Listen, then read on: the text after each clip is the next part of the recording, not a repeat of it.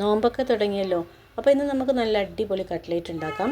വളരെ സിമ്പിളായിട്ട് തന്നെ ഉണ്ടാക്കാൻ പറ്റാവുന്ന നല്ലൊരു അടിപൊളി കട്ട്ലേറ്റിൻ്റെ റെസിപ്പിയാണ് ഞാൻ ഇന്ന് കൊണ്ടുവന്നിട്ടുള്ളത്. അപ്പോൾ വീഡിയോ സ്കിപ്പ് ചെയ്യാതെ എല്ലാവരും കാണുക. തീർച്ചയായിട്ടും നിങ്ങൾക്കൊക്കെ വളരെ ഈസി ആയിട്ട് തന്നെ ഉണ്ടാക്കാൻ പറ്റും. എല്ലാവർക്കും ഈ ടേസ്റ്റ് ഇഷ്ടപ്പെടും. നമ്മൾ റെസ്റ്റോറൻറ്റിൽ ഇന്ത്യൻ കോഫി ഹൗസിലൊക്കെ കിട്ടുന്ന സെയിം ടേസ്റ്റാണ് ഈ കട്ട്ലേറ്റിനുള്ളത്.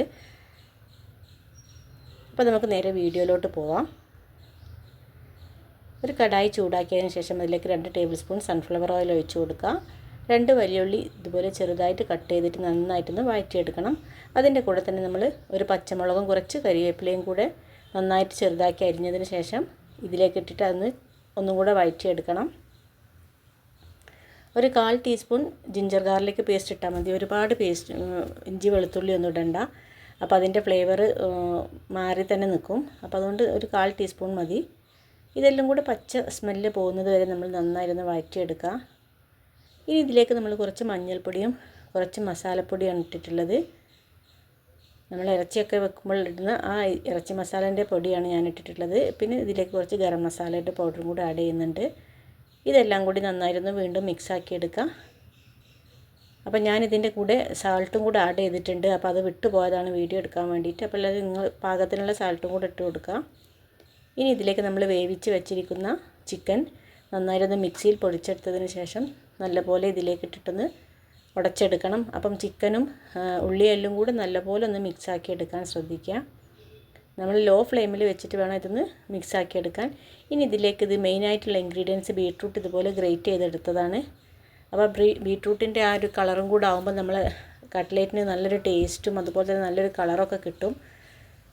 നല്ലൊരു ഫ്ലേവറാണ് ഇതിന് കിട്ടുക. അപ്പോൾ ലോ ഫ്ലെയിമിൽ വെച്ചിട്ട് നന്നായിട്ട് വഴറ്റിയെടുത്തതിന് ശേഷം നമ്മൾ ഇതിലേക്ക് വേവിച്ചുടച്ച പൊട്ടാറ്റോയും കൂടെ ആഡ് ചെയ്യണം. ഇതെല്ലാം കൂടി നന്നായിട്ടൊന്ന് മിക്സാക്കി എടുത്തിട്ട് വരാം.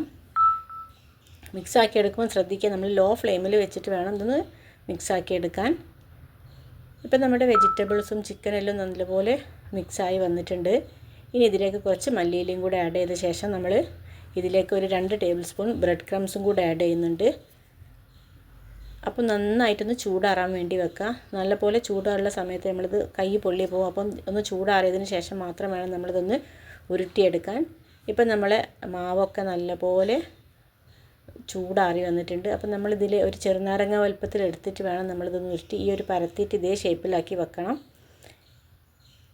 ഇനി നമ്മൾ ഒരു എഗ്ഗ് പൊട്ടിച്ചിട്ട് അതിലേക്ക് ഉപ്പും കുറച്ച് മുളക് പൊടിയും കൂടെ ആഡ് ചെയ്ത് നന്നായി മിക്സാക്കി എടുക്കുക. കുരുമുളക് വേണമെന്നുള്ളവർ കുരുമുളക് ഇടാം. ഞാനിവിടെ കാശ്മീർ മുളക് പൊടിയാണ് എടുക്കൽ.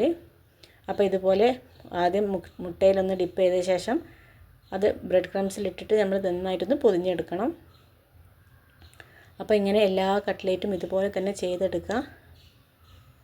നല്ലൊരു അടിപൊളി പെർഫെക്റ്റ് ആയിട്ട് തന്നെ കിട്ടുന്നുണ്ട്. അപ്പം നമ്മളൊരു പാത്രത്തിലോട്ട് എയർ ടൈറ്റുള്ളൊരു പാത്രത്തിൻ്റെ അടിയിൽ ടിഷ്യൂ പേപ്പർ വെച്ചിട്ട് വേണം നമ്മളിതൊന്ന് ഫ്രീസറിൽ വെക്കാൻ. ഫ്രീസറിൽ വെക്കണ ആവശ്യമൊന്നുമില്ല. നമ്മളിത് ചില്ലറിൽ വെച്ചാലും മതി. അപ്പോൾ ഇന്നത്തെ എൻ്റെ വീഡിയോ നിങ്ങൾക്ക് എല്ലാവർക്കും ഇഷ്ടപ്പെട്ടെന്ന് വിചാരിക്കുന്നു. അപ്പോൾ ലൈക്ക് ചെയ്യാനും ഷെയർ ചെയ്യാനും മറക്കണ്ട. അതുപോലെ തന്നെ സബ്സ്ക്രൈബ് ചെയ്യും കൂടെ വേണം. എനിക്ക് സബ്സ്ക്രൈബ് കുറവാണ്. അപ്പോൾ അതുകൊണ്ട് എല്ലാവരും സപ്പോർട്ട് ചെയ്യാം. അപ്പം നമുക്കൊന്ന് പൊരിച്ചെടുത്തിട്ട് വരാം.